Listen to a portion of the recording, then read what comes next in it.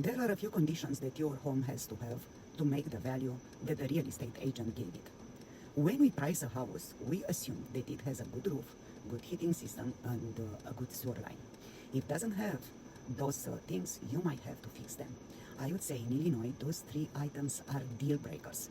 If they are bad and not repaired, obviously, if you are selling your house as is, which is a whole another story, that would be different. The worst thing that could happen is all three are bad, but it doesn't happen that often. I talk about this at every single listing appointment so people know what to expect. Have you ever bought a house or sold a house where all three of these items needed repairs? Question, ask me, and follow me for some more tips on Daniela Realty.